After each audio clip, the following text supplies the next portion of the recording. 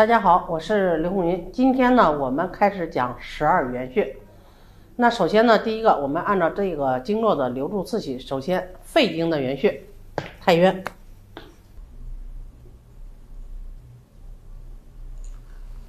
太渊穴是我们肺经的元穴。那太渊穴在哪呢？它在我们的就是腕前区啊，就是拇指这一侧啊，手腕横纹这块。桡骨茎突和舟状骨之间，它在母肠斩肌腱尺侧的凹陷中。那我们进针的时候呢，你可以把这个桡动脉拨开，然后直刺进针，进3到5分就可以了。那首先我们看太渊，太渊属于肺经的，首先它是元穴。你看肺经属于阴经，我们说了疏元同穴，它还是它5腧穴的腧穴。我们还有一句话叫什么？脉会太渊，所以呢，它还是8会穴之一。8会穴，脉之会。那太渊呢，它的五行属性属土，它是土穴。那你想想，我们根据五行生克关系，是不是补土，土生金嘛？所以呢，它可以什么？补土生金。那所以呢？你碰着任何肺气虚的问题，是不是我们都可以直接扎太渊？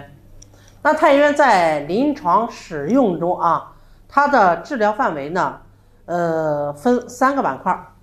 第一个呢，首先它是肺经的元穴，对吧？又是它的母穴，所以呢，它针对这个感冒啊，还有这个咳喘呀。这一类的肺系统疾病，你像有些人我们在生活中啊，就有些人我们说这个肺气不足的都可以扎它吗？有一些人是什么？你看平常呢，假如说外面刮着风呢，那一个健康的人出去可能也没啥事，出去溜一圈回来了，但是有些人呢，只要外头一变天或者外头一刮风，他出去溜达一圈回来准感冒。你看这就是什么？典型的肺气虚嘛。因为肺主气，主的是什么？肺主的是卫气，保卫我们的身体不受侵害。当你肺的这层卫气出现问题了或者虚了，那一旦有任何的风邪寒邪，它就会直接侵袭我们的身体。那你像这种情况，我们是不是就可以直接扎太渊穴？也就是说，只要任何肺气虚、肺气不足的疾病，我们都可以用太渊。第二个，我们说了。太渊是什么？脉之会，脉会太渊。所以呢，它针对这个无脉症，这是一个特效穴。